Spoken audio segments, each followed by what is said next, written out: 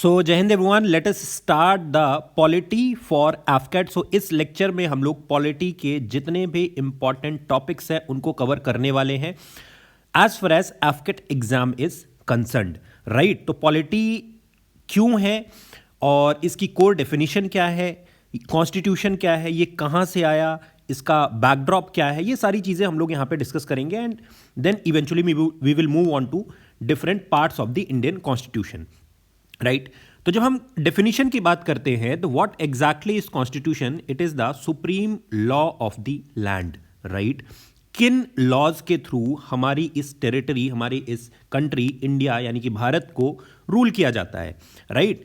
So the constitution lays down the political structure, powers and rights of the Indian state along with the citizens of India, ठीक है। अब इसका एक feature ये है कि ये लॉन्गेस्ट रिटन कॉन्स्टिट्यूशन है पूरे वर्ल्ड में, राइट। और दूसरा, there is a unique blend of rigidity and flexibility.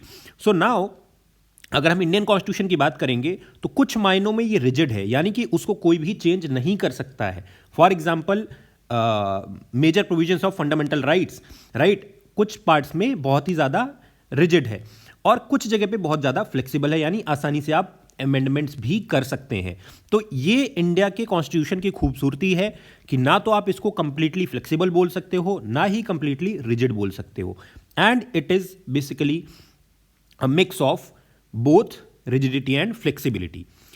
अब अगर हम इसके ओरिजिन की बात करते हैं, अगर हम टाइमलाइन की बात करते हैं, कहाँ से इसकी शुरुआत होती है, तो अगर आप शुरुआत की बात करेंगे तो इनफैक्ट जब इंडिया में पॉलिटिकल एक सिस्टम क्रिएशन की शुरुआत होती है वो होती है रेगुलेटिंग एक्ट ऑफ 1773 से। रेगुलेटिंग एक्ट ऑफ 1773, राइट, यहां से स्टार्ट होती है। यहां से पहले जो गवर्नर होता था उसका अब नाम चेंज करके, उस पोस्ट को चेंज करके गवर्नर जनरल ऑफ बंगाल बनाया गया। Governor general of Bengal, right. Who was the first governor general of Bengal? He was Warren Hastings, ठीक है। यहां से शुरुआत होती है जो ब्रिटिश इंडिया था, जब वैरन हेस्टिंग्स को पहली बार गवर्नर जनरल ऑफ बंगाल बनाया गया, ठीक है। किसने भेजा था? ब्रिटिश कैबिनेट ने भेजा था, अलॉन्ग विथ 4 मेंबर्स और थे जो कि एग्जीक्यूटिव काउंसिल का हिस्सा थे, किसके? गवर्नर जनरल की इस टीम में, राइट, क्लियर है। उसके बाद नेक्स्ट जो इंपॉर्टेंट ये था वो था Pitt's India act of 1784, right. वहां से भी बहुत सारी चीजें हुई, बोर्ड ऑफ कंट्रोल आया, कोर्ट ऑफ डायरेक्टर्स आया, राइट। उसके बाद नेक्स्ट चार्टर एक्ट आया, राइट। फिर इंपॉर्टेंट चार्टर एक्ट की अगर हम बात करें तो उसमें चार्टर एक्ट था 1833 का, charter act of 1833, which is basically ये वो एक्ट था जिसके बाद पहली बार गवर्नर जनरल ऑफ इंडिया नाम की पोस्ट को क्रिएट किया गया। गवर्नर जनरल ऑफ इंडिया, अभी तक गवर्नर जनरल कहाँ का होता था? सिर्फ बंगाल का होता था। Now there was a new post which was created and William Bentinck become the first governor general of India, right. तो ये डायरेक्ट सवाल है जो आपसे पूछे जा सकते हैं, ठीक है। So he became the first governor general of India, clear. कब? 1833 के चार्टर एक्ट के बाद, राइट। तो यहां से होता है एक सेकंड चेंज हमारे पॉलिटी के अंदर, ठीक है। क्लियर है सर? क्लियर है। उसके बाद नेक्स्ट अगर हम बात करते हैं government of India act, government of India act 1858, right, 1858। इसके दौरान एक और नई पोस्ट क्रिएट की जाती है जिसका नाम है वाइस रॉय टू इंडिया या वाइस रॉय ऑफ इंडिया, ठीक है। एक नई पोस्ट क्रिएट की जाती है वाइस रॉय की, ठीक है। And Lord Canning became the first vice Roy of India. कौन था? Lord Canning. Lord Canning last vice Roy, last British vice Roy की अगर हम बात करें तो इट वॉज लॉर्ड माउंटबेटन, ठीक है। क्लियर है सर? तो ये इस तरीके से सिचुएशन थी। उसके बाद जब हम एक्चुअल में, ये तो खैर पुरानी चीज़ें थी जहाँ से आई, फिर उसके बाद हमारा इंडियन काउंसिल्स एक्ट आया, Morley Minto reform, then Montagu Chelmsford reform, then 1935 का government of India act. After that जब हम कॉन्स्टिट्यूशन के बनने की बात करते हैं, क्योंकि रूल ऑफ लॉ जो इंडिया में आज लागू है उसकी शुरुआत 1946 के आसपास से होती है, ठीक है, उसकी स्टार्टिंग होती है जब हम मेकिंग ऑफ इंडियन कॉन्स्टिट्यूशन की बात करते हैं, तो 1946 में कॉन्स्टिट्यूएंट असेंबली का फॉर्मेशन होता है। उससे पहले एक और इंसिडेंट होता है 1934 में, जब पहली बार इंडिपेंडेंट कॉन्स्टिट्यूएंट असेंबली की बात होती है। Independent constituent assembly, M N Roy, ठीक है। तो ये हुआ। फिर उसके बाद कैबिनेट मिशन प्लान आता है 1946 में, पैथिक लॉरेंस, स्ट्रैफर्ड क्रिप्स और एवी अलेक्जेंडर उसको एग्जीक्यूट करने का काम करते हैं, ठीक है। सो 1946 में कॉन्स्टिट्यूएंट असेंबली का फॉर्मेशन हुआ नवंबर 1946 में। 9 दिसंबर 1946 को पहली मीटिंग हेल्ड की गई, किसकी? कॉन्स्टिट्यूएंट असेंबली की। और इस मीटिंग में 211 मेंबर्स थे। 211 members were present in this particular meeting, ठीक है। उसके बाद 11 दिसंबर को प्रेसिडेंट और वाइस प्रेसिडेंट का चुनाव होता है। 11 दिसंबर को प्रेसिडेंट किसको बनाया जाता है? Doctor Rajendra Prasad ji. And vice president बनाया जाता है एच.सी. मुखर्जी जी को। एच.सी. मुखर्जी, ठीक है, right. He was the president and he was the vice president. Clear है सर? क्लियर है। इसी दौरान बी.एन. राव जी को बनाया जाता है कॉन्स्टिट्यूशनल एडवाइजर। बी.एन.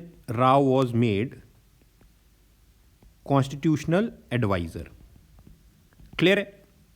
चलिए, फिर 13 दिसंबर एक और इंपॉर्टेंट डेट है जिसको कि हमें याद रखना चाहिए। 13 दिसंबर 1946, ये वो दिन है जब जवाहरलाल नेहरू जी ने ऑब्जेक्टिव्स रेजोल्यूशन को मूव किया था, जो कि बाद में हमारा प्रियम्बल बना, कि हमारे कॉन्स्टिट्यूशन या हमारी कंट्री के एज अ होल ऑब्जेक्टिव्स क्या रहेंगे। राइट? क्लियर है सर? चलिए, उसके बाद देन 26 नवंबर 1949, अब 2 साल 11 महीने और 18 दिन तक ये जद्दोजहद चलती है। 9 दिसंबर 1946 को यहाँ पे पहली मीटिंग हेल्ड होती है। And for the next 2 years 11 months and 18 days, इतने लंबे वक्त तक हमारे कॉन्स्टिट्यूशन के जो मेकर्स हैं उन्होंने कॉन्स्टिट्यूशन को ड्राफ्ट किया, फॉर्म किया, एंड फाइनली 26 नवंबर 1949, जिसको कि हम कॉन्स्टिट्यूशन डे के नाम से भी जानते हैं, उस दिन हमारे कॉन्स्टिट्यूशन को एडॉप्ट कर लिया गया। इस दिन इनैक्ट नहीं किया गया था, एडॉप्ट किया गया था। हमने ये मान लिया था कि यही हमारा कॉन्स्टिट्यूशन होगा, लेकिन अभी लागू नहीं हुआ था। लागू कब किया गया सर? 26 जनवरी 1950 को इस कॉन्स्टिट्यूशन को लागू कर दिया गया, यानी इट केम इनटू फोर्स। और इसी दिन को हम रिपब्लिक डे के नाम से मनाते हैं, जो कि कल है, परसों है। ठीक है, राइट। तो ये था हमारा कॉन्स्टिट्यूशन का यहां पे पूरा जर्नी। इंपॉर्टेंट पॉइंट्स को हमने कवर किया। अब एक चीज और, 26 जनवरी 1950 को ही हम क्यों मनाते हैं कॉन्स्टिट्यूशन या Republic day? Why this day? क्योंकि लाहौर के सेशन में, 1930 के लाहौर के सेशन में, इसी दिन को हमने पूर्ण स्वराज या फिर कंप्लीट इंडिपेंडेंस की मांग करी थी। ठीक है, राइट, नेहरू जी ने। तो इस वजह से फिर हमने इसी दिन को चुना ताकि हम इस दिन को रिपब्लिक डे के तौर पे मना पाएं। अब हम अगर स्ट्रक्चरल एनालिसिस करें अपने मॉडल की, गवर्नेंस के मॉडल की, तो पहली चीज तो हमारा जो कॉन्स्टिट्यूशन है, it is a written constitution, सब कुछ लिखा हुआ है, कोडिफाइड लॉ है। पार्लियामेंट्री फॉर्म है, यानी कि इलेक्टेड रिप्रेजेंटेशन होगा, कोई राजा महाराजा महाराज राजाधिराज ये सारी पोस्ट यहां पे नहीं होने वाली हैं। राइट? कोई किंग नहीं होगा, सारे के सारे लोग कैसे होंगे? Elected representative. Next, independent judiciary. ठीक है, the guardian of the law, यानी कि हम अपनी जुडिशरी को लेजिस्लेटिव से अलग रखेंगे, दोनों में कोई भी मेल मिलाप नहीं होगा। नेक्स्ट, सिंगल सिटीजनशिप, यानी कि अमेरिका जैसी कंट्रीज में जहां पे स्टेट की अलग सिटीजनशिप, यूनियन की अलग सिटीजनशिप, वैसा नहीं होगा, इंडिया में एक सिंगल सिटीजनशिप होगी। ठीक है, तो इसी वजह से हम इंडिया को एक स्ट्रक्चर को, इंडियन स्ट्रक्चर को हम बोलते हैं कि it is a federal structure with a strong centre. ठीक है, ये स्टेटमेंट को याद रखना आप। Federal structure with a strong centre का मतलब ये होता है कि एक फेडरेशन होगा, एक यूनियन होगा, उसके अंदर बहुत सारे स्टेट्स होंगे, स्टेट्स की अपनी अलग पावर होगी एंड सेंटर की अपनी अलग पावर होगी। स्टेट कई मामलों में इंडिपेंडेंट होंगे, उनकी अलग लिस्ट होती है, स्टेट लिस्ट, यूनियन लिस्ट अलग होती है, कॉन्करेंट लिस्ट अलग होती है। स्टेट्स को यानी कि ऑटोनॉमी दी हुई है, लेकिन लास्ट में फेडरल जो स्ट्रक्चर है उसके अंदर सेंटर को स्ट्रॉन्गर या मोर पावर दिया गया है। ठीक है, तो it is having a federal structure with a strong centre. ध्यान रखेंगे इस चीज को। राइट, क्लियर है सर? चलिए आगे बढ़ते हैं। नेक्स्ट, अब कहां से हमने कौन सा फीचर जो है हमारा बोरो किया है? ठीक है, इंडियन कॉन्स्टिट्यूशन के अलग अलग सोर्सेस हैं। तो जैसे इंपॉर्टेंट फीचर्स की अगर हम बात करें, वैसे तो आप डिटेल्स के लिए आप ऐप के अंदर लेक्चर में जा सकते हो, वहां पे सब कुछ बहुत डिटेल में बताया गया है। बट जो इंपॉर्टेंट चीजें हैं हमारे पास, उनमें यूएस की अगर हम बात करते हैं तो वहां से fundamental rights, judicial review, independent judiciary, president का इंपीचमेंट, ये सारी चीजें इंपॉर्टेंट यहां पे ली गई हैं। ठीक है, अलॉन्ग विथ प्रीएम्बल। ठीक है, राइट, क्लियर है? नेक्स्ट, अगर हम बात करते हैं आयरलैंड से, तो डीपीएसपीज इंपॉर्टेंट यहां पे पॉइंट है, जो कि आयरलैंड के आयरिश कॉन्स्टिट्यूशन से लिया गया है। कनाडा से बात करें तो फेडरेशन विद स्ट्रॉन्ग सेंटर का जो पॉइंट है वो कनाडा से हमने लिया है। ठीक है, राइट। इसके बाद नेक्स्ट अगर हम बात करते हैं यूके से, तो parliamentary system, rule of law, cabinet system, ये सारी चीजें, single citizenship, single citizenship, right. By cameralism भी हमने यहीं से लिया है, राइट। तो ये सारी चीजें, रिट्स हैं, प्रेरोगेटिव जो रिट्स हैं, they are also taken from British या यूके के कॉन्स्टिट्यूशन से। यूएसएसआर यानी कि अगर हम रशिया की बात करते हैं तो fundamental duties are the important thing. ठीक है, प्लानिंग कमीशन, सबसे पहली बार प्लानिंग कमीशन रशिया ने लागू किया था, राइट। और रशिया में भी अगर कभी आपसे यह पूछा जाता है कि किस व्यक्ति ने लागू किया था, तो इट वॉज स्टालिन। ठीक है, स्टालिन ने लागू किया था सबसे पहली बार प्लानिंग कमीशन। 5 ईयर प्लान्स जो हैं, 5 ईयर प्लान्स, ठीक है, वो यहीं से शुरुआत हुई थी। ठीक, देन ऑस्ट्रेलिया की अगर हम बात करें तो कॉन्करेंट लिस्ट, ज्वाइंट सिटिंग, ये सब कुछ हमने ऑस्ट्रेलिया से लिया है, राइट। क्लियर है सर? फिर जर्मनी की अगर हम बात करते हैं, जो वीमार कॉन्स्टिट्यूशन ऑफ जर्मनी है, वहां से हमने क्या लिया है सर? वहां से हमने suspension of fundamental rights, suspension of fundamental rights during emergency, right. ये आपने जर्मनी से लिया है ना। फ्रेंच कॉन्स्टिट्यूशन की अगर हम बात करते हैं, फ्रांस से हमने क्या लिया है? फ्रांस से हमने क्या लिया है? पहली चीज तो हमारी कंट्री एक रिपब्लिक कंट्री होगी, यानी कि जो हेड होगा वो इलेक्टेड होगा, ठीक है, इंडिपेंडेंट होगी हमारी country, right. And than words like liberty, fraternity and equality, ये सारी चीजें भी यहां पे कहां से ली गई हैं? फ्रांस से ली गई हैं। क्लियर है सर? क्लियर है? चलिए, तो ये इंपॉर्टेंट कंट्रीज हैं जहां से हमने अपने कॉन्स्टिट्यूशन के अलग अलग चीजों को लिया है। Then there is another important country जहां से हमने कुछ लिया है, वो है South African constitution. South Africa, South Africa की अगर हम बात करें तो कॉन्करेंट लिस्ट, यानी कि जो सेंटर और स्टेट दोनों के बीच में डिवाइड होती है, वो हमने ऑस्ट्रेलिया, साउथ अफ्रीका से, सॉरी, कॉन्करेंट लिस्ट हमने ऑस्ट्रेलिया से ली है। साउथ अफ्रीका से हमने कॉन्स्टिट्यूशनल अमेंडमेंट लिया है, constitutional amendment, article number 368, article number 368। Clear है? देन राज्यसभा के मेंबर्स का इलेक्शन, ये भी हमने साउथ अफ्रीका से लिया है, राइट। क्लियर है सर? तो ये इंपॉर्टेंट हमारे सोर्सेस हैं अगर हम ग्लोबल यहां पे अलग अलग कॉन्स्टिट्यूशंस की बात करें। अब ऑब्जेक्टिव रेजोल्यूशन के बेसिस पे हमारे कॉन्स्टिट्यूशन के क्या क्या इंपॉर्टेंट फीचर्स हैं? आइडेंटिटी है, एक तो सवर्न है यानी कि इंडिपेंडेंट अथॉरिटी है, किसी के अंडर हम नहीं है। नेक्स्ट सोशलिस्ट है हम, यानी कि इकोनॉमिक एंड सोशल इक्वालिटी के ऊपर हम बेस्ड काम करेंगे। सेक्युलर है यानी कि कोई भी स्टेट का रिलीजन नहीं होगा। डेमोक्रेटिक है यानी कि government will be elected by representatives, right. And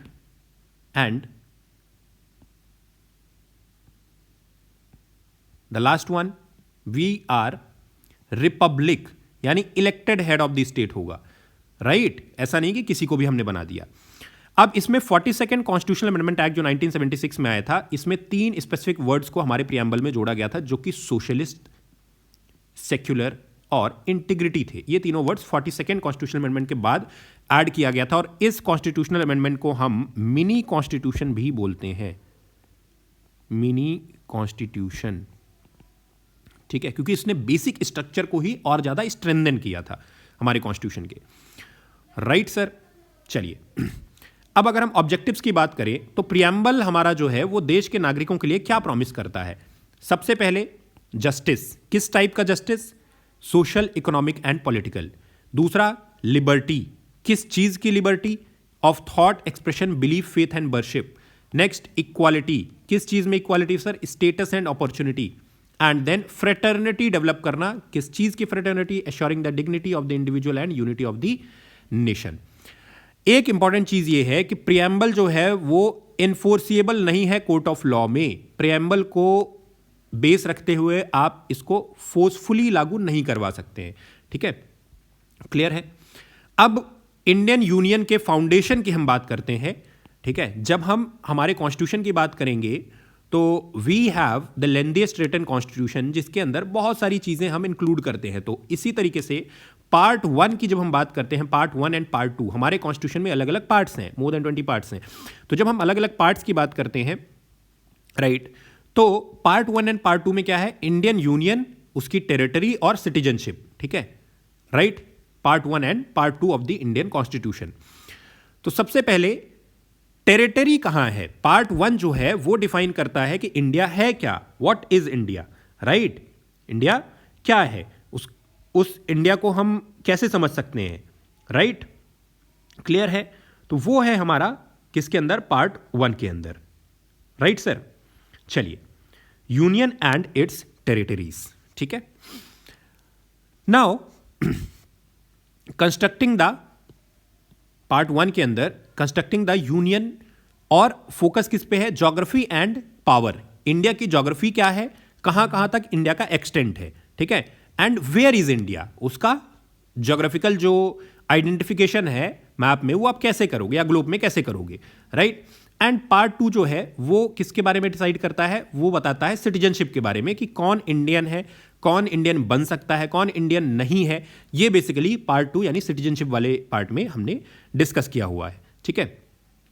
अब इसकी जरूरत क्यों है? क्योंकि जब तक हम, देखो, राइट्स की हम बात करते हैं, हम फंडामेंटल राइट्स की बात करते हैं, लेकिन वो राइट्स किसको हम ग्रांट करेंगे, राइट। उनको पहले एक आइडेंटिटी तो मिले, राइट, पहली चीज कि कौन ग्रांट करेगा, तो यूनियन ग्रांट करेगा, तो यूनियन को डिफाइन करना पड़ेगा। दूसरा, किसको ग्रांट करेंगे? सिटीजन्स को करेंगे, तो सिटीजन्स को भी आइडेंटिफाई करना पड़ेगा कि किन सिटीजन्स को हमें इन राइट्स को देना है, right.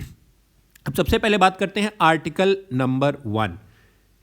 It establishes an indestructible union, ठीक है। हमारे कॉन्स्टिट्यूशन की शुरुआत होती है, India that is Bharat shall be a union of states and so on. ये कैसा यूनियन होगा? It will be an indestructible union, ठीक है, यानी कि इनको आप सिसीड नहीं कर सकते हो, ठीक है, ये इनडिस्ट्रक्टिबल है, इसको आप हटा नहीं सकते हो, राइट, क्लियर है। तो this is basically the indestructible union, ठीक है। देन टेरिटरी का क्लासिफिकेशन, आर्टिकल नंबर 1 पार्ट 3 में टेरिटरीज ऑफ द स्टेट्स कहां कहां पे हैं, यूनियन टेरिटरीज कहां पे हैं, territories that may B acquired by the government, वो कौन कौन सी हैं, ठीक है। फिर स्टेट्स जो हैं हमारे देश में, यूनियन जो है वो इनडिस्ट्रक्टिबल है, लेकिन जो स्टेट्स हैं, स्टेट्स डिस्ट्रक्टिबल है, इंटरनल मैप कैन चेंज, कल को यूपी के 2 हिस्से हो सकते हैं, एमपी का थोड़ा पार्ट राजस्थान में जा सकता है, या छत्तीसगढ़ और एमपी, या उत्तराखंड और यूपी, बिहार और झारखंड पास्ट में अलग हुए हैं, तेलंगाना और आंध्र प्रदेश अलग हुए हैं। तो इंटरनल रीस्ट्रक्चरिंग हो सकती है, but externally our country is indestructible. ठीक है, राइट, क्लियर है। तो ये आर्टिकल नंबर 1 हुआ आपका। आर्टिकल नंबर 2 क्या है सर? एडमिटिंग आउटसाइडर्स, यानी कि किसी नए टेरिटरी का एडमिशन या एस्टैब्लिशमेंट ऑफ न्यू स्टेट, ये हम लोग आर्टिकल नंबर 2 के थ्रू करते हैं। फंक्शन क्या है? एडमिशन और establishment of new states not currently in the union, जैसे कि किसी टाइम पे हमने सिक्किम का किया था।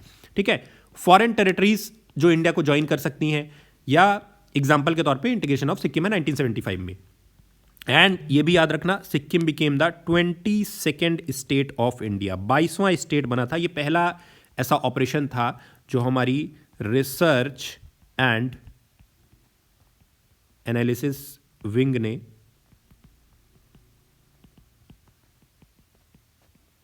एग्जीक्यूट किया था, apart from the Bangladesh liberation war. चलिए, then article number 3, reorganizing insiders. अब बाहर के लोगों को, बाहर के स्टेट्स को, टेरिटरीज को तो हम इनकलकेट कर सकते हैं आर्टिकल नंबर 2 के तहत। इंटरनल रीऑर्गेनाइजेशन कैसे होगा? तो सर इंटरनल रीऑर्गेनाइजेशन के लिए, यानी formation of new states, altering boundaries और चेंजिंग नेम्स, जैसा कि तेलंगाना के केस में हुआ, जम्मू कश्मीर का रीऑर्गेनाइजेशन हुआ, ये सब कुछ हम लोग कहां से करते हैं? आर्टिकल नंबर 3 के तहत। Parliament requires only a simple majority, state consent is not binding. State अगर चाहता है कि हमारा बाइफर्केशन हो तब भी ठीक है, नहीं चाहता है तब भी उसका बाइफर्केशन किया जा सकता है, right. Creation of Telangana is an example, latest example. Reorganisation of Jammu and Kashmir 2019 में। पहले जम्मू कश्मीर एक स्टेट हुआ करता था, फिर 2 अलग अलग यूनियन टेरिटरीज, लद्दाख और जम्मू एंड कश्मीर में हमने इसको डिवाइड कर दिया। अब next one is procedure of power, article number 4, important one. ठीक है, आर्टिकल नंबर 4। अब आर्टिकल नंबर 2 और 3 के तहत कौन से लॉज बनाए गए हैं? To provide for the amendment of 1st and 4th schedule. ठीक है, अब देखो, 1st शेड्यूल और 4th शेड्यूल में है क्या सर? 1st और 4th शेड्यूल में है क्या? 1st शेड्यूल जो है, 1st शेड्यूल जो है उसमें names of states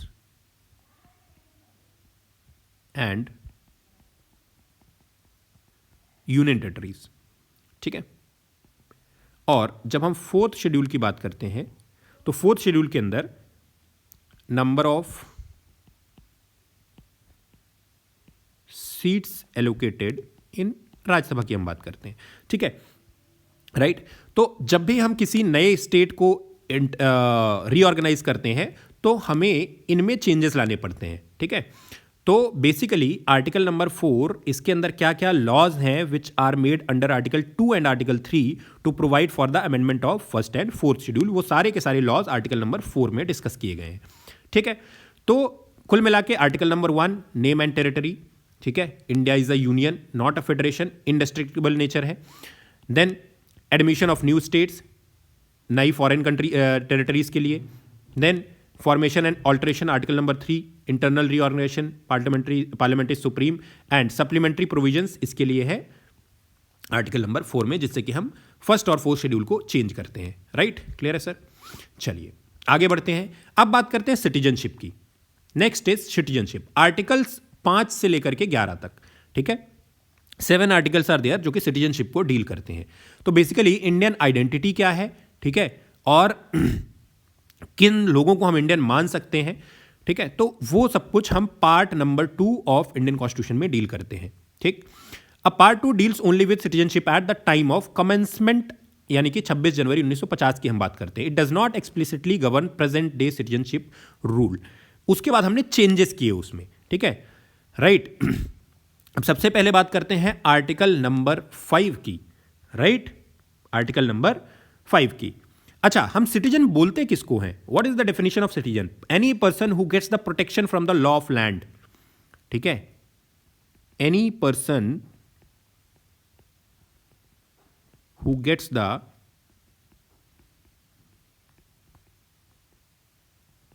protection from the law of land. ठीक है, इसको हम बोलते हैं क्या? सिटीजन। राइट, क्लियर है सर? चलिए, अब बेस लाइन सिटीजन। राइट, तो सबसे पहले डोमिसाइल, जो कि मैंडेटरी है, क्लियर, जिसका परमानेंट इंटेंशन टू रिसाइड है इसी देश में। तो अब उसके लिए क्या क्या रूल्स हैं? Either he must be born in India, और either parent born in India, और resident in India for 5 years preceding commencement, जब की भी हम बात कर रहे हैं, ठीक है। तो उसको हम बोल देते हैं citizen eight the time of commencement, ठीक। अब अगर हम बात करते हैं आर्टिकल नंबर 5 की, तो आर्टिकल नंबर 5 में ये चीज़ें लिखी हुई हैं। अब जो हमारा कॉन्स्टिट्यूशन है वो बेसिकली डिफरेंट टाइप से किसी भी व्यक्ति को सिटीजनशिप अलॉट करता है, ठीक है, राइट। सबसे पहले आर्टिकल नंबर 5 की बात करें तो कॉन्स्टिट्यूशन के कमेंसमेंट के टाइम पे कौन सिटीजन होगा, ठीक है, यानी कि जब हमारा कॉन्स्टिट्यूशन बना था 1950 की हम बात कर रहे हैं, तो 1950 में कौन सिटीजन बनेगा? 3 ही कंडीशन है, या तो कोई व्यक्ति भारत की टेरिटरी में उसका बर्थ हुआ हो, या उसके ईदर ऑफ द पेरेंट्स का बर्थ हुआ हो, या फिर कम से कम 5 साल से वो रह रहा हो, ठीक है, इमीडिएटली प्रीसीडिंग सच कमेंसमेंट। तो उसको बोल देते हैं कि ये व्यक्ति सिटीजन माना जाएगा। ये 1950 की बात है सर, ध्यान रखिएगा, ये आज के डेट में ऐसा कुछ भी नहीं है। Now the next article number 6। अब आर्टिकल नंबर 6 में भाई उस टाइम पे क्या हुआ कि बंटवारा हुआ था, तो बंटवारे में बहुत सारे लोग बांग्लादेश पाकिस्तान से भी इंडिया आए थे और यहाँ से बाहर गए थे, ठीक है। तो उस टाइम पे ऐसे लोगों को भी सिटीजनशिप दी जाती थी। पाकिस्तान से, जो ईस्ट और वेस्ट पाकिस्तान दोनों थे, वहां से इनबाउंड माइग्रेशन करके जो लोग आए थे उनको कहां पे हमने आप कह सकते हैं कि इनकलकेट किया, ठीक है। तो any person who has migrated to the territory of India from the territory, जो कि उस टाइम पे पाकिस्तान में थी, वो इंडिया का सिटीजन तभी माना जाएगा जब या तो वो खुद या उसके पेरेंट्स या कोई ग्रैंड पेरेंट्स इंडिया में बॉर्न हुए हों, ठीक है, right. Automatic citizenship if migrated and resided in India. दूसरा, restricted citizenship requires permit for resettlement, 6 month residence और रजिस्ट्रेशन, ठीक है। इसी टाइम पे परमिट सिस्टम का इंट्रोडक्शन हुआ, ठीक है। तो अगर कोई व्यक्ति यहां पे या तो उसके either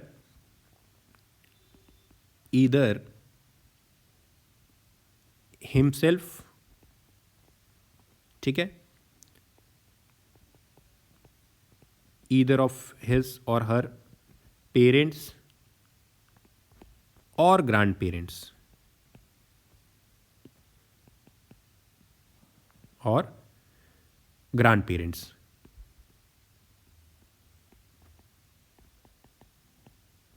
were born in India as per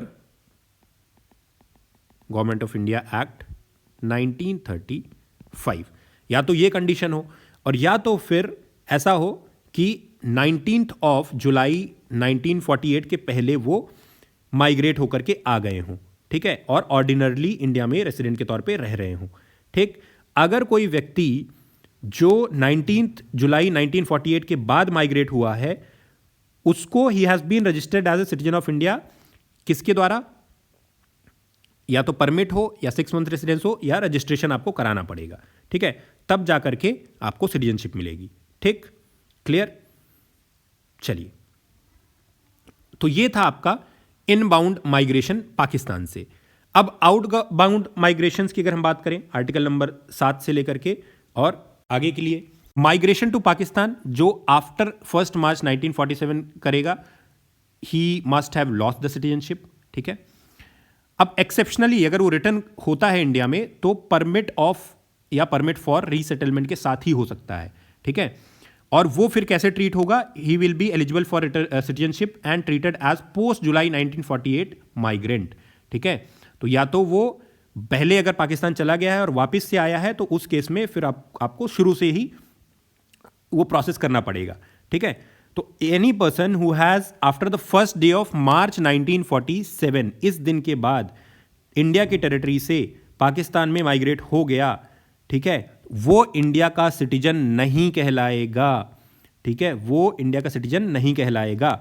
अब अगर वापस से इंडिया में वो आता है अंडर परमिट फॉर रीसेटलमेंट या परमानेंट रिटर्न करता है इशूड बाय कोई अथॉरिटी, ठीक है, तो उस केस में फिर वो सिटीजन बन सकता है आफ्टर जुलाई 1948, 19 जुलाई 1948 परमिट सिस्टम के थ्रू।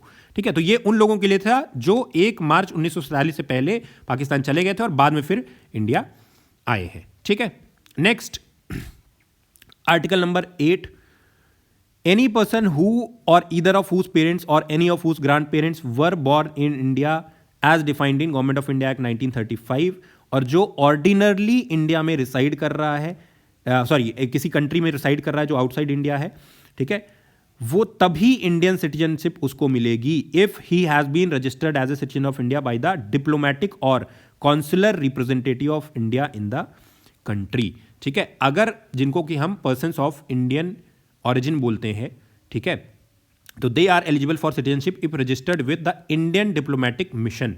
अगर वो इंडियन डिप्लोमेटिक मिशन के साथ रजिस्टर्ड है तभी वो इंडियन सिटीजनशिप कहलाएंगे, सिटीजन कहलाएंगे, अदरवाइज नहीं कहलाएंगे। Then no dual citizenship.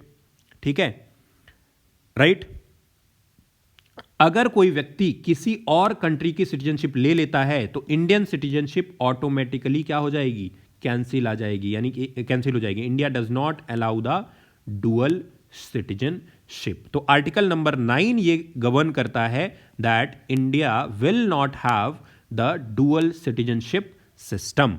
Clear है सर? चलिए, फिर द फ्यूचर ऑफ सिटीजनशिप। अगर कल को कोई व्यक्ति सिटीजनशिप लेना चाहता है तो उसके लिए क्या है, आर्टिकल 10 एंड 11। ठीक है, आर्टिकल 10 क्या कहता है sir, every person who is और is deemed to be citizen of India under any of the foregoing provisions of this part shall subject to the provisions of any law that may be made by parliament continue to be such citizen. यानी कि अगर आप citizen हो तो आपको Indian law को follow करना पड़ेगा, अदरवाइज नहीं हो पाओगे। ठीक है, existing citizen remain citizen subject to future law. ठीक है, बाद में अगर कोई लॉ ऐसा चेंज आता है तो आपकी भी सिटीजनशिप छीन सकती है। Article 11 supremacy. Parliament has ultimate power to regulate acquisition and termination. ठीक, फाइनली ये सारी चीजें हम किससे गवर्न करते हैं, द सिटीजनशिप एक्ट 1955। ठीक है, राइट, क्लियर। सो कॉन्स्टिट्यूशन ने स्टार्ट किया, उसके बाद पार्लियामेंट में ने आगे टेक ओवर किया। तो जो एक्ट बना सिटीजनशिप एक्ट 1955 में, वो बेसिकली पार्लियामेंट का ही प्रोसीजर से बना है। ठीक है, तो ये हमारे अलग अलग आर्टिकल्स हैं जो कि इंडियन सिटीजन्स को सिटीजनशिप देने में हेल्प करते हैं। ठीक है, राइट, क्लियर है? क्लियर है सर? चलिए आगे बढ़ते हैं।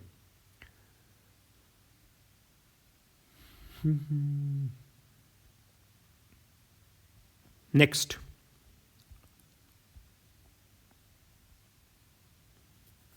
अब सिटीजनशिप एक्ट की अगर हम बात करते हैं 1955 वाले की, जो कि लेटेस्ट 2019 में भी इसको अमेंड किया गया था, 2015 में भी अमेंड किया गया था। सो किन किन तरीके से आपको सिटीजनशिप मिल सकती है? ठीक है, पहला है बाय बर्थ, दूसरा है बाय डिसेंट, तीसरा है bye registration, naturalisation and incorporation of territory. ठीक है, बाय बर्थ 26 जनवरी 1950 से लेकर के 1987 तक अगर आपका बर्थ है तो पेरेंट्स के नेशनैलिटी से कोई फर्क नहीं पड़ता है। ठीक है, फिर 1987 से 2004 3 दिसंबर तक के लिए अलग रूल है, एंड 3 दिसंबर 2004 के बाद अलग रूल है। फिर बाय डिसेंट, यानी कोई भी व्यक्ति जो भारत से बाहर पैदा हुआ है, अगर उसके फादर इंडियन सिटीजन है eight the time of birth till 1992, तो वो इंडियन सिटीजनशिप ऑलरेडी उसको मिल जाएगी। ठीक है, और 2004 के बाद जो करंट रूल है वो क्या कह रहा है कि वो किसी भी बाहर के कंट्री का पासपोर्ट होल्ड नहीं करना चाहिए, भले वो अगर बाहर भी पैदा हुआ है तब भी वो इंडिया का सिटीजन बन सकता है, given that his father was a citizen of India at the time of birth. Then by registration, ठीक है, कोई भी व्यक्ति जो इंडिया में रह रहा है पिछले 7 साल से before applying for the registration plus certain other conditions, ठीक है, तो उस केस में जो OCIs हैं, ओवरसीज सिटीजन ऑफ इंडिया, वो 5 साल तक अगर रह रहे हैं and living in India since at least 1 year, तो ऐसे लोगों को हम सिटीजनशिप दे सकते हैं बाय रजिस्ट्रेशन। देन नेचुरलाइजेशन, ठीक है, कोई व्यक्ति जो ऑर्डिनरी रेसिडेंट हो इंडिया में 12 साल से और 3rd शेड्यूल को फुलफिल करता हो उसके रिक्वायरमेंट्स को सिटीजनशिप एक्ट के, तो उसको भी बाय नेचुरलाइजेशन सारी कंडीशंस देख करके सिटीजनशिप दी जा सकती है। And then incorporation of territory, यानी कि अगर कोई टेरिटरी हमारे अंदर आ जाती है, जैसे गोवा, जैसे दमन एंड दीव, जैसे सिक्किम, तो वहाँ पे ऑटोमेटिकली वो व्यक्ति इंडियन सिटीजन बन जाएगा। ठीक है, तो ये कंडीशंस हैं। Article 5 at the time of commencement domicile plus birth parent residency के बेसिस पे। पाकिस्तान से article number 6 cut off date 19 July 1948। To Pakistan जो गए थे और फिर वापस आए, लॉस ऑफ राइट्स, वो उनका राइट्स जो है वो खत्म हो जाएंगे unless return with permit, otherwise वो परमिट से उनको वापस लौटना पड़ेगा। आर्टिकल नंबर 8 इंडियंस अब्रोड, ऐसे इंडियंस जो बाहर रह रहे हैं, ठीक है, तो वो रजिस्ट्रेशन के थ्रू आ सकते हैं by diplomatic mission. Foreign citizenship automatic loss हो जाएगी क्योंकि इंडिया डुअल सिटीजनशिप अलाउ नहीं करता है। एंड आर्टिकल नंबर 10 एंड 11 में है कंटिन्यूएंस एंड लॉ, किसके तहत आपकी सिटीजनशिप कंटिन्यू होगी और कब छिन सकती है। राइट, क्लियर है सर? अच्छा, इलीगल माइग्रेंट्स हम किनको बोलते हैं? Illegal migrants who all are called as illegal migrants. पहला तो no valid passport, no valid passport. दूसरा नो प्रिस्क्राइब्ड ट्रैवल डॉक्यूमेंट, कोई उस व्यक्ति के पास ट्रैवल डॉक्यूमेंट ना हो। एंड देन पासपोर्ट तो वैलिड हो बट नो वीजा या वीजा एक्सपायर हो गया। ठीक है, तो ऐसे केस में हम उसको इलीगल माइग्रेंट्स के तौर पे देखते हैं। Now will talk about the fundamental rights, जहां से आपको क्वेश्चन पक्का मिलेगा ही मिलेगा एग्जाम में। ठीक है, फंडामेंटल राइट्स, तो ये part 3 of the Indian constitution में डिफाइंड है अलग अलग फंडामेंटल राइट्स। कहां से कहां तक? आर्टिकल नंबर 12 से लेकर के 35 तक। जुरिस्डिक्शन की अगर हम बात करें तो it is available to citizens, some extended to non citizens, right to life and all. ठीक है, लीगल स्टेटस की अगर हम बात करें तो ये जस्टिसिएबल है, यानी कि इसके अगेंस्ट आप कोर्ट में जा सकते हो। क्लियर है? अब एफकेट के पॉइंट ऑफ व्यू से rights are not absolute, they are subject to reasonable restrictions based on sovereignty, security and public order. ये चीज आप ध्यान रखना। ठीक है,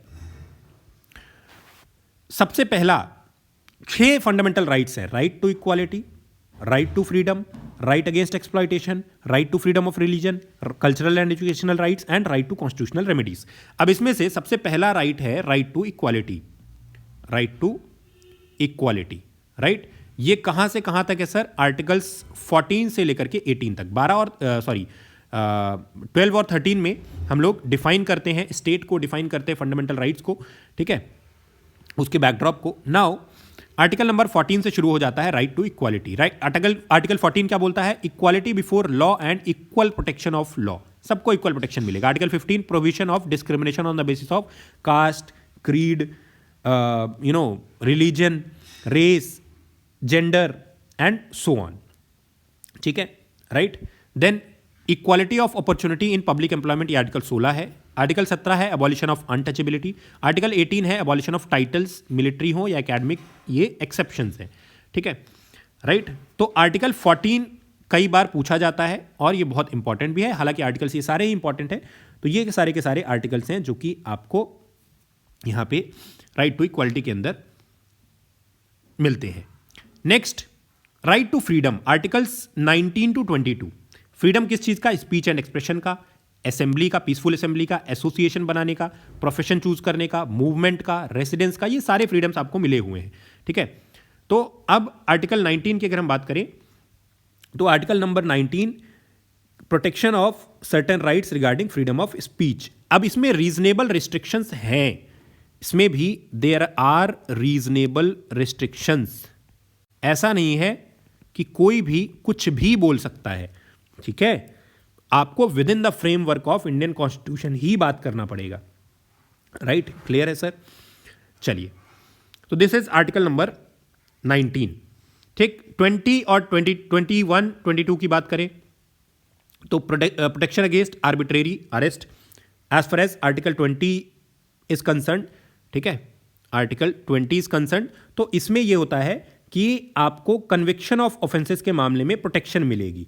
ठीक है, right, even during the emergency, even during the martial law. ठीक, आपको जबरदस्ती जेल के अंदर नहीं डाला जा सकता है। Then protection against double jeopardy, punish twice for same offence. ठीक है, राइट, क्लियर है? क्लियर है सर? उसके बाद next, protection against self incrimination. ये सारे के सारे राइट्स यहां पे आपको मिले हुए हैं as per the right to freedom, जिसमें कि आर्टिकल्स हैं आपके पास 19 से लेकर के 22 तक। Article number 20, protection in respect of conviction of offences. Article 21 की बात करें तो protection of life and personal liberty है, ठीक है। इसी में 21A है, right to education. Article number 22 की बात करते हैं तो protection against arrest and detention in certain cases, ठीक है, राइट। क्लियर है सर? चलो, तो ये आपको राइट टू फ्रीडम के अंदर मिलते हैं। Article 19, freedoms are suspended during a national emergency. देखिए 19 वाले फ्रीडम जो है वो, आर्टिकल 19 जो है वो नेशनल इमरजेंसी के दौरान ये आपका कर्ब हो जाएगा, but article 20 and 21 are never suspended, याद रखेंगे, ठीक है। Protection in respect of conviction of offences and protection of life and personal liberty, ये जो दो आर्टिकल्स हैं, ये जो दो आपके फंडामेंटल राइट्स हैं, ये कभी भी सस्पेंड नहीं होते हैं। Article number 20 and 21। Then right against exploitation, article number 22, 23 और 24 सॉरी 23 और 24। अब आर्टिकल 23 क्या है? प्रोहिबिशन ऑफ ट्रैफिकिंग, ठीक है। It bans human trafficking and beggar, जो फोर्स बेगर है, फोर्स लेबर है, वो दोनों चीजें यहां पे क्या करता है? प्रोहिबिट करता है, ठीक। एंड आर्टिकल 24 क्या है? Child safety, strict prohibition of employing children below 14 years, ठीक है, in factories, mines, hazardous work place, ठीक है। तो इन सभी जगहों पे ये बैंड है। Then right to freedom of religion, article number 25 से लेकर के 28 तक, ठीक। आर्टिकल 25 क्या बोलता है? Freedom of conscience and free profession, practice and propagation of religion. Article 26 कहता है freedom to manage religious affairs. Article 27 कहता है freedom from payment of taxes, promotion of any religion. And article 28 कहता है freedom from attending religious instruction in certain educational institutions, ठीक है। तो ये सारी चीजें आपको कहां से मिलती हैं? Fundamental rights freedom of religion से, ठीक है। और स्टेट का कोई रिलीजन नहीं है, ये हमारी बेसिक फिलॉसफी है as far as Indian constitution is concerned, ठीक है। फिर cultural and educational rights, articles 29 and 30, ये दो आर्टिकल्स हैं। टारगेट ग्रुप कौन है? Religious and linguistic minorities.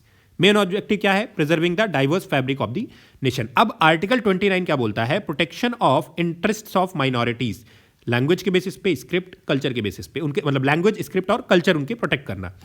Then article 30, right of minorities to establish and administer educational institutions, ठीक है। ये आपका आर्टिकल नंबर 30 के अंदर आता है। क्लियर है सर? क्लियर है? चलिए। Then right to constitutional remedies. अच्छा, आर्टिकल नंबर 31 पहले हुआ करता था, राइट टू प्रॉपर्टी, बट बाद में इसको क्या कर दिया गया? रिपील कर दिया गया। Article number 31 has been repealed, right to property. Now it is no longer available. Then article number 32, right to constitutional remedies. This has been termed as heart and soul of the Indian Constitution by Dr. B.R. Ambedkar. ठीक है, कि कोई भी व्यक्ति अगर आपके rights से खिलवाड़ करता है, आपके राइट्स आपसे छीनने की कोशिश करता है, तो आप कॉन्स्टिट्यूशनल रेमेडीज आपको दी जाती हैं, and remedies for enforcement of rights conferred by this part. कौन सा part? Part 3 of the Indian constitution. अब 5 रिट्स हमें मिले हैं। Habeas corpus to have the body, mandamus we command, prohibition to forbid, certiorari to be certified and quo warranto by what authority, ठीक है। So the right to approach the supreme court directly to enforce fundamental rights, ये आपको दिया गया है as per constitutional remedies, ठीक है। Right to have constitutional remedies, article 32, ठीक है सर? क्लियर है? अब ये जो रिट्स होते हैं ये क्या है? पहला है हेबियस कॉर्पस। इसका मतलब क्या हुआ कि अगर किसी व्यक्ति को अरेस्ट कर लिया गया है, डिटेन कर लिया गया है, लेकिन 24 घंटे के अंदर अंदर अगर उसको जज, मैजिस्ट्रेट, कोर्ट के सामने प्रोड्यूस नहीं किया गया है, तो ये अनलॉफुल है, आपको प्रोड्यूस करना ही पड़ेगा। देन मैंडमस क्या है सर? कोर्ट जो है वो डायरेक्ट करती है पब्लिक ऑफिशियल्स को ताकि वो अपनी ड्यूटी अच्छे से करें, जो कि वो नहीं कर पा रहे थे। प्रोहिबिशन क्या है सर? किसी भी लोअर कोर्ट को प्रिवेंट करना या ट्रिब्यूनल को प्रिवेंट करना कि वो अपने जुरिस्डिक्शन को एक्सीड ना करे, फॉरबिड ना करे, ठीक है, टू फॉरबिड। देन सर्टियोरेरी क्या है sir? To order a lower court और ट्रिब्यूनल टू ट्रांसफर और quash the case pending within them, ठीक है, राइट, उनमें जो भी केस पेंडिंग है लोअर कोर्ट में या ट्रिब्यूनल में उसको ट्रांसफर करे। देन को वारंटो कि कोई भी व्यक्ति जो मतलब उसकी लीगैलिटी क्लेम करना, जो लीगैलिटी क्लेम कर रहा है उसको इंक्वायर करना कि कोई भी व्यक्ति पब्लिक ऑफिस में है तो वो सही है कि नहीं है, किस अथॉरिटी से उस पब्लिक ऑफिस में बैठा हुआ है, तो वो को वारंटो है यहां पे, ठीक है, राइट। चलिए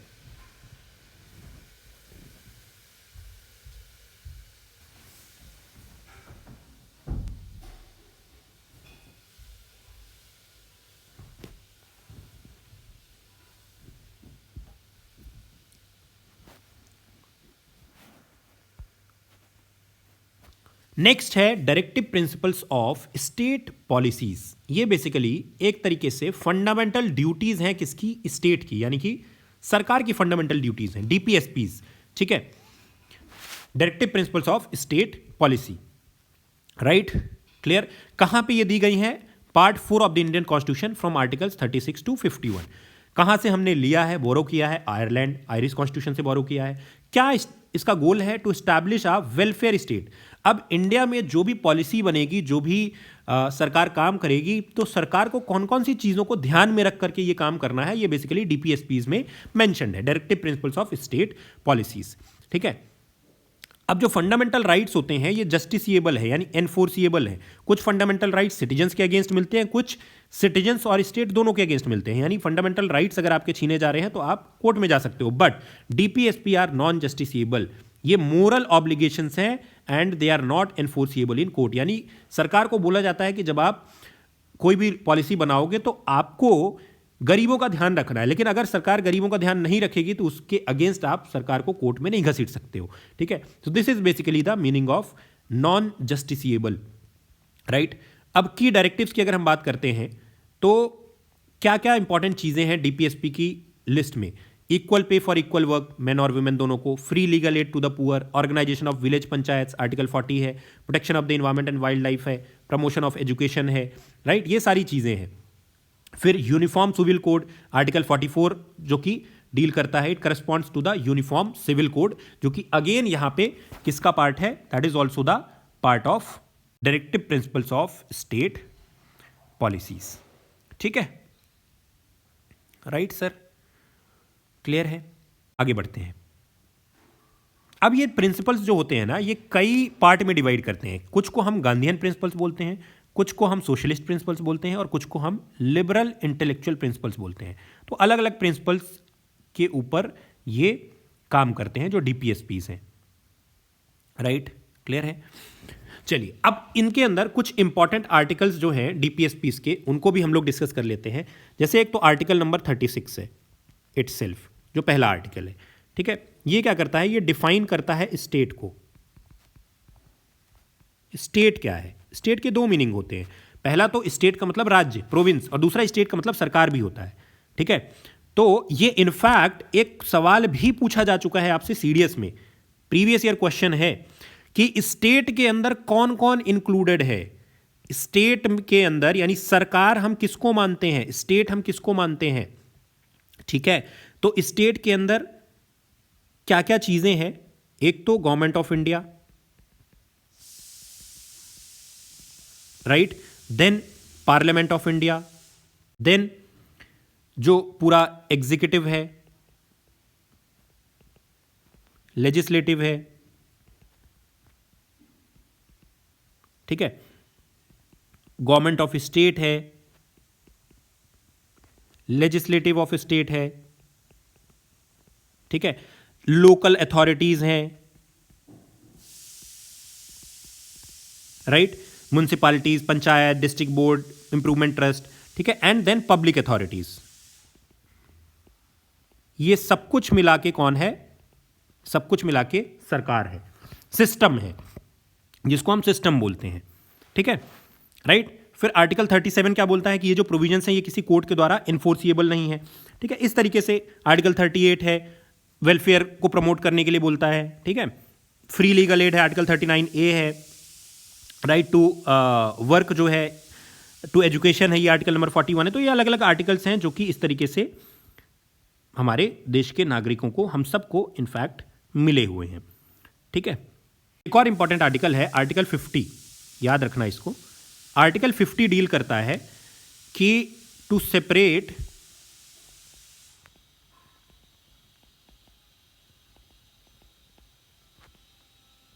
जुडिशरी फ्रॉम एग्जीक्यूटिव। जुडिशरी को एग्जीक्यूटिव से सेपरेट करने का काम किसका है, यहां पे आर्टिकल नंबर 50 के अंदर मेंशन है। ठीक है, चलिए आगे बढ़ते हैं। अब pillars of the Republic, duty, dignity, power. सबसे पहले फंडामेंटल ड्यूटीज की हम बात करते हैं। फंडामेंटल ड्यूटीज जो है वो ओरिजिनल कॉन्स्टिट्यूशन में ड्यूटीज का इंक्लूजन नहीं था 1950 में। ठीक है, originally fundamental duties were not there. ठीक, अब फंडामेंटल ड्यूटीज जो होती हैं they are not present in the original constitution. बाद में उनको स्वर्ण सिंह कमेटी के रिकमेंडेशन के बाद ऐड किया गया था। इस कमेटी का नाम जरूर याद रखना, ये पूछी जाएगी, स्वर्ण सिंह कमेटी या स्वर्ण सिंह कमेटी।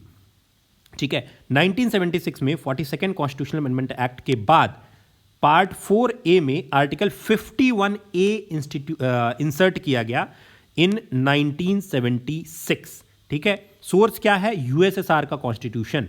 ठीक है, रशिया का कॉन्स्टिट्यूशन। तो उसके बाद फंडामेंटल ड्यूटी इंडियन कॉन्स्टिट्यूशन में आई। अब 11 फंडामेंटल ड्यूटीज हैं जिनको कमांडमेंट्स बोलते हैं सिटीजनशिप की। ठीक है, जिनको कि हम अलग अलग पार्ट में यहाँ पे डिवाइड करते हैं। पहली चीज़ तो ये पैट्रियोटिक भावना को जगाने के लिए है, to respect the constitution, national flag, national anthem, then to cherish ideals of the freedom struggle, then defend the country and render national service. उसके बाद अगर हम सोशल और सिविल की बात करें तो हमारे पास प्रमोट हार्मनी एंड ब्रदरहुड है, देन सेफगार्ड पब्लिक प्रॉपर्टी है, देन वायलेंस को एब्जॉर करना, and then develop scientific temper and humanism. Environmental की अगर हम बात करते हैं तो we have to protect environment, forest, lakes and wild life, and also we have to be compassionate for the living creatures. तो ये अलग अलग फंडामेंटल ड्यूटीज हैं जो कि हमारे कॉन्स्टिट्यूशन के अंदर दी गई हैं, बाद में अडॉप्ट की गई हैं। ठीक है, राइट सर। चलिए, अब कौन कौन सी ऐसे कॉन्स्टिट्यूशंस हैं जहां पे फंडामेंटल ड्यूटीज हैं। एक तो रशिया है जहां पे फंडामेंटल ड्यूटीज हैं, जापान है, राइट, चाइना है, एंड ऑफ कोर्स इंडिया है। यहां पे भी फंडामेंटल ड्यूटीज आपको देखने को मिल जाएंगी। राइट, क्लियर है सर। तो कितनी है total fundamental duties? There are 11 fundamental duties of a constitution of a citizen of India. Clear है सर। 11th ड्यूटी जो ऐड की गई थी वो क्या है? To provide education opportunities to children of the age of 6 to 14 years. It was added by 86th Constitutional Amendment Act of 2002 कि किसी भी व्यक्ति का ये ड्यूटी है कि वो अपने बच्चों को, 6 से 14 साल के बच्चों को एजुकेशन दिलाए। राइट, क्लियर है सर। तो these are the fundamental duties. इसमें एक और फंडामेंटल ड्यूटी है जो कि यहाँ पे मेंशन नहीं है, to defend the country, to uphold and protect the sovereignty, unity, integrity of India. ठीक है, राइट। तो these are the fundamental duties, part 4A, article number 51A। अब एनफोर्सिबिलिटी की अगर हम बात करते हैं तो नॉन जस्टिसिएबल है। These are moral obligations, they can not be enforced by writs in a court of law. Parliament can enforce them by suitable legislation but the constitution itself does not provide for the direct remedy. आपके लिए moral responsibility है ना। किसके लिए applicable है? Citizens के लिए, unlike fundamental rights जो कि कुछ हद तक नॉन सिटीजन्स के लिए भी एप्लीकेबल है। तो ये सिर्फ और सिर्फ सिटीजन्स के लिए है। Fundamental duties are confined only to citizens of India, foreigners के लिए एक्सटेंड नहीं करती है। कोई घूमने आया तो उसको आप नहीं बोल सकते हो कि भैया जो है हमारे कॉन्स्टिट्यूशन को, नेशनल फ्लैग को, नेशनल एंथम को आप रिस्पेक्ट करिए। वो करता है तो अच्छी बात है। Then next one, the president, head of the state, part 5 of the Indian constitution. ठीक है, कॉन्स्टिट्यूशनल हेड है of the state, first citizen of India and symbol of unity, integrity and solidarity.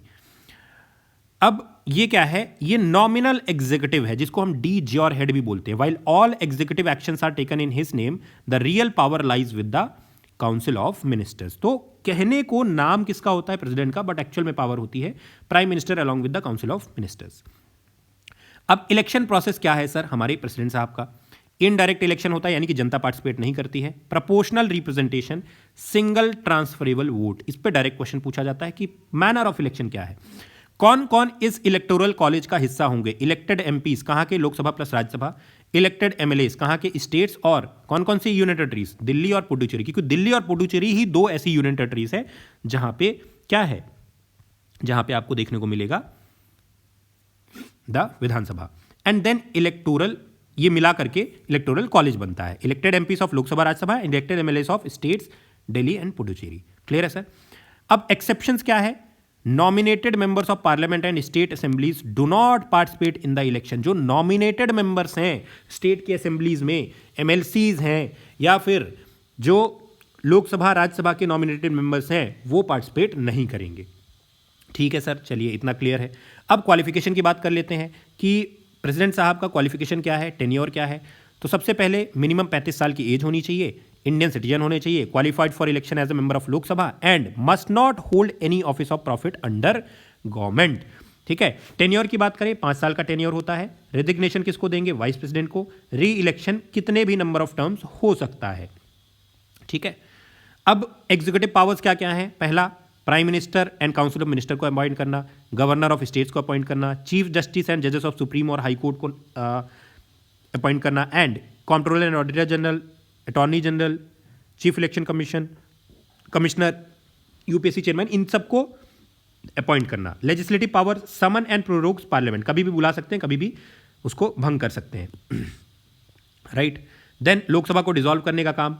कोई भी बिल एक्ट नहीं बनेगा जब तक इनका सिग्नेचर नहीं होगा, तो एसेंट में इंपॉर्टेंट वीटो पावर है इनके पास।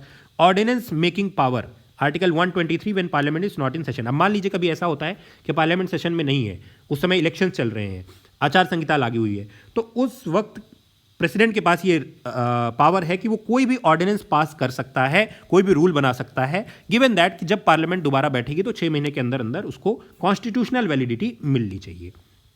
राइट। अब मिलिट्री रोल की बात करते हैं हम लोग। तो मिलिट्री रोल के according supreme commander of the defence forces of India, arm forces of India, then he declares wars and concludes peace. ठीक है, पार्लियामेंट के अप्रूवल के हिसाब से वॉर को डिक्लेयर करना या पीस को डिक्लेयर करना या कंक्लूड करना, वो किसका काम है? प्रेसिडेंट का काम है। जुडिशियल रोल की अगर हम बात करते हैं तो पार्डनिंग पावर है एज पर आर्टिकल नंबर 72, जिसके अंदर क्या क्या कर सकता है? वो किसी को भी पार्डन कर सकता है, यानी कंप्लीट एब्सोल्यूशन, रिप्रीव कर सकता है, यानी स्टे ऑफ एग्जीक्यूशन की थोड़े दिन के लिए स्टे लग जाएगा, रिमिशन यानी कि टाइम पीरियड कम कर देगा, 10 साल की सजा को 5 साल में, रिस्पाइट यानी कि lesser sentence due to special fact, यानी कि उम्र कैद की सजा थी तो उसको 5 साल की सजा कर दी, या डेथ सेंटेंस थी तो उसको उम्र कैद में बदल दी, एंड कम्यूटेशन यानी कि चेंजिंग नेचर ऑफ पनिशमेंट। ठीक है, राइट, कि पहले दूसरी टाइप की पनिशमेंट थी, अब उसको पनिशमेंट का नेचर ही चेंज कर दिया। तो these are the different pardoning powers that the president of India has as per the article number 72। ठीक, the president exercises these powers only on the aid and advice of the council of ministers. ऐसा नहीं कि अपनी मर्जी से कुछ भी कर सकते हैं। फिर बात करते हैं हम लोग प्राइम मिनिस्टर की, who is the head of the government. ठीक है, रोल क्या है? रियल एग्जीक्यूटिव है, अथॉरिटी जिसको बोलते हैं डी फैक्टो हेड। प्रेसिडेंट कैसा है? D jure head. ये क्या है? De facto head. अपॉइंटमेंट कौन करता है? प्रेसिडेंट करता है। He is the leader of the Lok Sabha and head of the council of ministers. Right. Lord Morley ने डिस्क्राइब किया था कि prime minister as the keystone of the cabinet arch. ठीक है, ये की स्टोन है कैबिनेट आर्क का। ठीक है, जो कि पूरे कैबिनेट को एक तरीके से संभाल के रखता है। नाउ पावर्स क्या होती हैं हमारे पीएम की? ठीक है, पहला, acts as the principal advisor and communication channel to the president of India. दूसरा, he is the leader of lower house, Lok Sabha का लीडर and chief spokesman.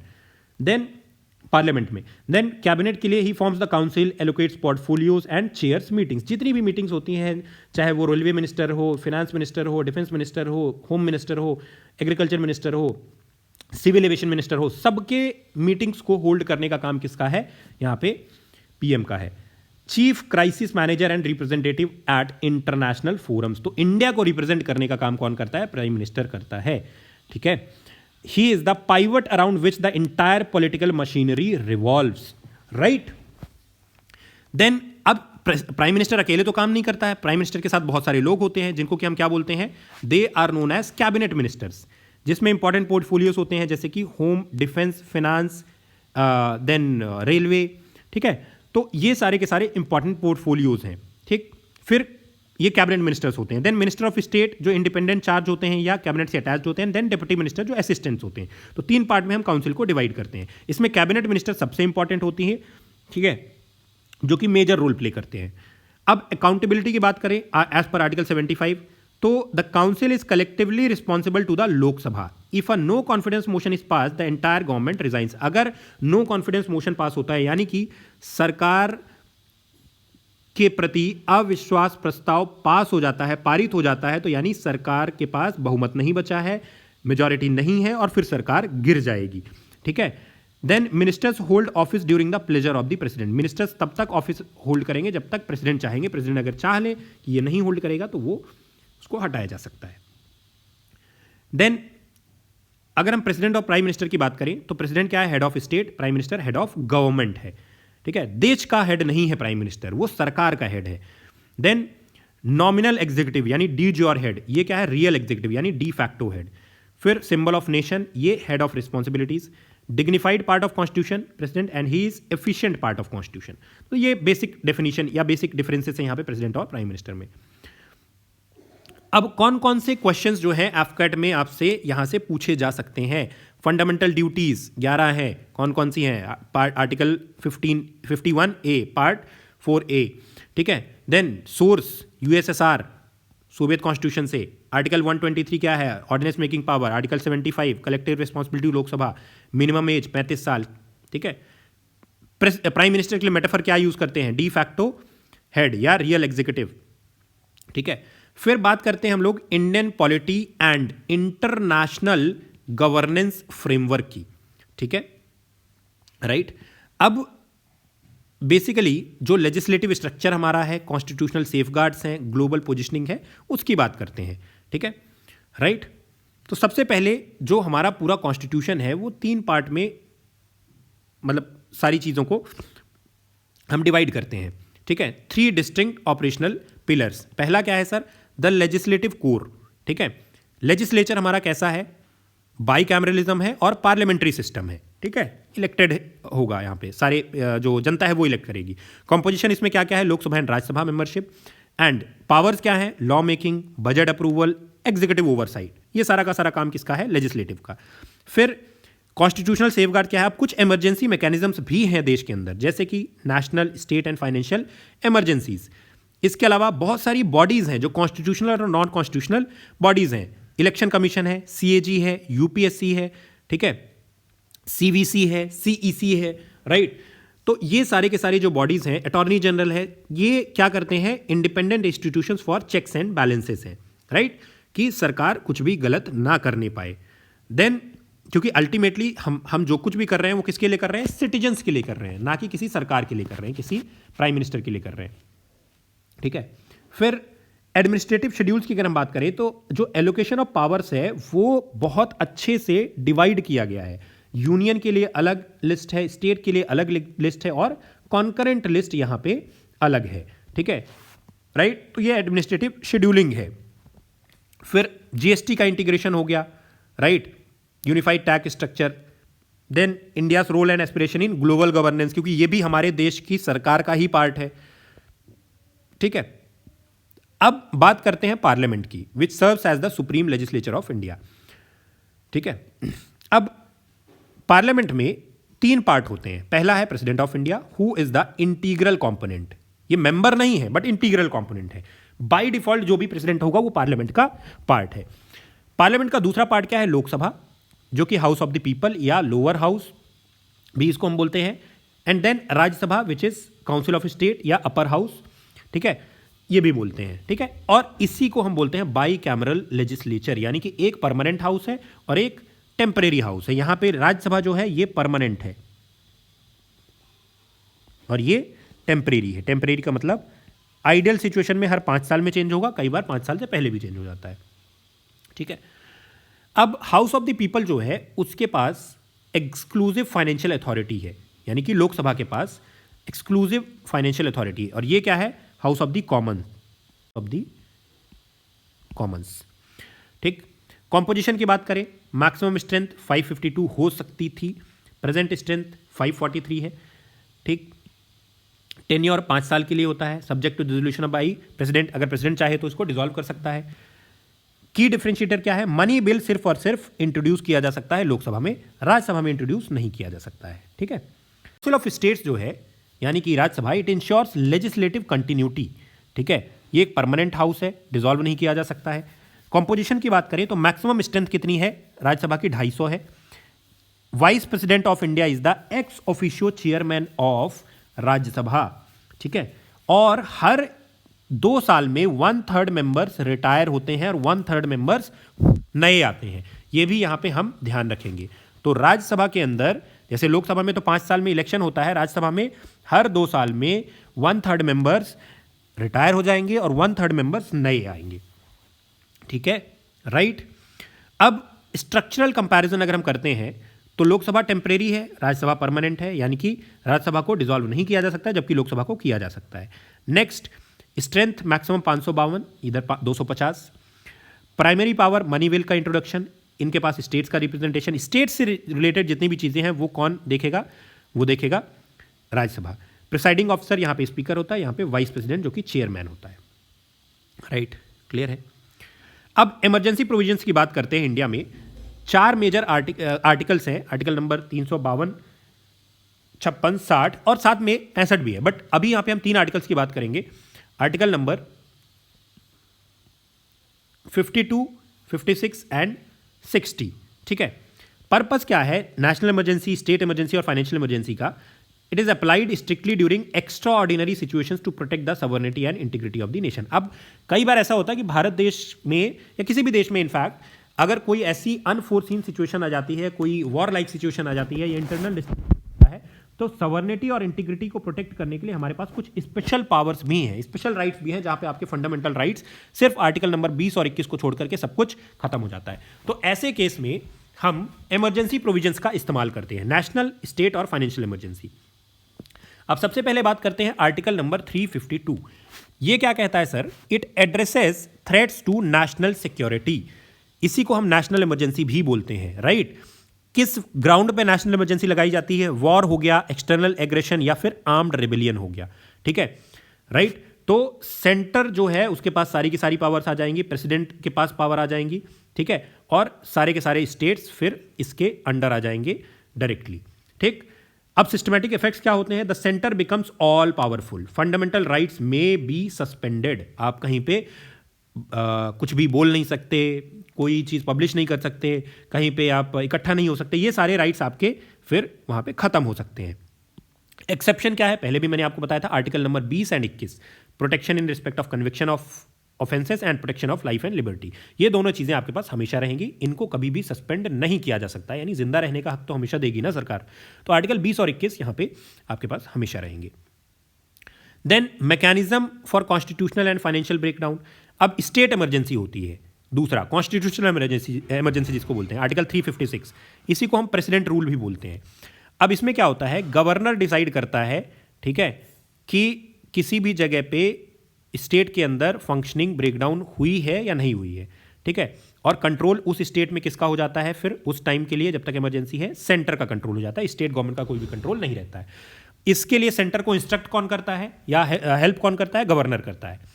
तो governor reports breakdown of constitutional machinery, centre check करती है, और centre फिर जैसे मान लीजिए किसी जगह पे सरकार गिर रही है या फिर वहाँ पे ढंग से काम नहीं हो रहा है, तो सेंटर को अगर लग रहा है कि एक किसी एक स्टेट की मशीनरी जो है वो फंक्शन कॉन्स्टिट्यूशनल वैल्यूज के हिसाब से नहीं कर रही है, तो उस केस में सेंटर वहाँ पे प्रेसिडेंट रूल लगा करके और खुद से कंट्रोल ले सकती है जब तक कि फ्रेश इलेक्शन ना हो।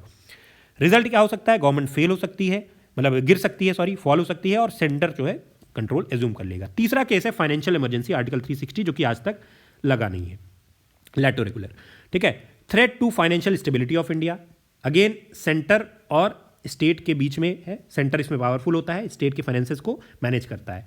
ये कब होता है? When there is threat to financial stability of India, centre takes control of state finances. ये आज तक कभी भी इंपोज नहीं की गई है।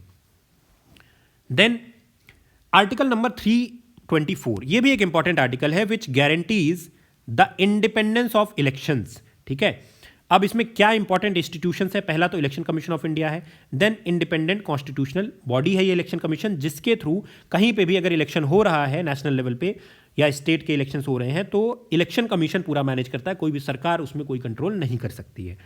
लोकसभा इलेक्शंस हो गए, स्टेट लेजिस्लेटिव इलेक्शंस हो गए, प्रेसिडेंशियल इलेक्शंस हो गए, वाइस प्रेसिडेंशियल इलेक्शन हो गए। ये 4 इलेक्शंस जो हैं वो कौन कंडक्ट कराता है? हमारा इलेक्शन कमीशन ऑफ इंडिया। जो लोकल बॉडी के इलेक्शंस हैं वो कौन कराता है सर? State election commission. यहां पे किसका रोल है? स्टेट इलेक्शन कमीशन, SEC का रोल है। कहां पे सर? स्टेट इलेक्शन कमीशन का रोल है यहां पे आर्टिकल नंबर 324 के तहत लोकल बॉडी इलेक्शंस में। ठीक, फिर कुछ कॉन्स्टिट्यूशनल गार्जियंस भी हैं फाइनेंस एंड एडमिनिस्ट्रेशन को लेकर के। ठीक है, जैसे कि सबसे पहले यूपीएससी है, यूनियन पब्लिक सर्विस कमीशन, नाम तो सुना ही होगा। ठीक है, article number 315, article number 315, they are responsible for recruitment to the civil services. कौन करता है? यूपीएससी करती है। देन सीएजी है, article number 148, comptroller and auditor general, he is the guardian of public finance. एक तरीके से आप इसको कह सकते हो कि ये सीए ऑफ सरकार है। देन फाइनेंस कमीशन, आर्टिकल 280, याद रखना आर्टिकल का नाम, educate centre state financial relations, कहां पे किसको कितना फाइनेंस देना है, कितना नहीं देना है, किस स्टेट को कितना देना है, ये सारी चीज़ें जो डिसीजंस है, फाइनेंशियल डिसीजंस है, ये फाइनेंस कमीशन की हेल्प से होता है, जो कि प्रेसिडेंट को रिपोर्ट करता है। Then executive appointment authority rest with the president, किसको किसको अपॉइंट करता है। ठीक है, और किसके एडवाइस में करता है? प्राइम मिनिस्टर और काउंसिल ऑफ मिनिस्टर के एडवाइस में चीफ जस्टिस ऑफ इंडिया को अपॉइंट करना, देन गवर्नर्स ऑफ स्टेट्स को अपॉइंट करना, कॉम्प्ट्रोलर एंड ऑडिटर जनरल को अपॉइंट करना, इलेक्शन कमिश्नर्स को अपॉइंट करना, ये सारा का सारा काम किसका है? President of India. ठीक है, अब प्रेसिडेंट क्या करता है? He is the appointing authority but they act on the advice of the executive. ये सारे के सारे जो मेंबर्स हैं, यानी कि चीफ जस्टिस ऑफ इंडिया को छोड़ दिया जाए, गवर्नर्स ऑफ स्टेट्स हैं, सीएजी है, इलेक्शन कमिश्नर्स हैं, खासकर कि ये जो कॉन्स्टिट्यूशनल और नॉन कॉन्स्टिट्यूशनल बॉडीज हैं अलग अलग, ये सारी की सारी एग्जीक्यूटिव के एडवाइस में काम करती हैं। ठीक, फिर कुछ इंपॉर्टेंट शेड्यूल्स की बात करते हैं इंडियन कॉन्स्टिट्यूशन की। सबसे पहला schedule 1, list states and union territories. ठीक है, स्टेट्स और यूनियन टेरिटरी की लिस्ट को बनाता है first schedule. 7 schedule division of power, union state and concurrent list. 8 schedule official languages, बहुत इंपॉर्टेंट है, 22 ऑफिशियल लैंग्वेजेस हैं। देन 10th शेड्यूल क्या करता है? Provisions for the anti defection law, representation of people act, RPA भी इसी से related है। Then 101st amendment, constitutional amendment, 1 जुलाई 2017। ठीक है, क्या किया गया? जीएसटी काउंसिल को एस्टैब्लिश किया गया। चेयरमैन कौन है? Union finance minister. Members representatives from centre and state, जिससे कि 1 नेशन 1 टैक्स की बात की गई गुड्स एंड सर्विसेज टैक्स के through. Served as a non-permanent member multiple times, leading aspirant for permanent membership and supported by a majority of nation for UNSC expansion, United Nations Security Council। अब इसमें अभी permanent members कौन कौन है? US, UK, Russia, China and France. ठीक है, जो non permanent member होते हैं वो 2 साल के टर्म के लिए आते और जाते रहते हैं। तो परमानेंट मेंबर्स जो हैं P5 जिनको हम बोलते हैं, US, UK, Russia, China and France. ठीक है सर, राइट। चलिए, इसी के साथ यूएनएससी के साथ एक और चीज़ आप लोग नोट कर लीजिए जिस पे कि आपसे सवाल पूछा जा सकता है। ठीक है, वो है नॉन अलाइंड मूवमेंट, नम। तो नॉन अलाइंड मूवमेंट में ये 5 स्टेट्स थे, 5 कंट्रीज थी, Egypt, right, India, Yugoslavia, Ghana and Indonesia. ठीक है, जिनके अलग अलग लीडर्स थे। ठीक है, right, Gamal Abdul Nasser, Lal Nehru from India, Yugoslavia से अगर हम बात करें तो जोसेफ ब्रोज टीटो। घाना की अगर हम बात करते हैं तो क्वाम नक्रूमा। इंडोनेशिया की बात करें तो अहमद सुकर्नो। ठीक है, तो this is non aligned movement जिसको स्टैब्लिश किया गया था 1961 में। कहां पे? बेलग्रेड, यूगोस्लाविया, बेलग्रेड में स्टैब्लिश किया गया था। ठीक है, राइट। तो दीज वर द 5 पीपल जो कि NAM को इन्होंने स्टैब्लिश किया था, राइट। तो इसको भी आप लोग याद रखेंगे। चलिए, तो ये था इंडियन पॉलिटी के कुछ इंपॉर्टेंट पॉइंट्स, कुछ इंपॉर्टेंट टॉपिक्स जो कि हमारे एफकेट के पॉइंट ऑफ व्यू से ज़रूरी है। ठीक है, इसको एक बार आप रिवाइज कर लेना, पूरी पॉलिटी आपको रिवाइज हो जाएगी या एक बार रिकॉल हो जाएगी, राइट। और फिर हम लोग मिलते हैं कल अपने अगले लेक्चर में।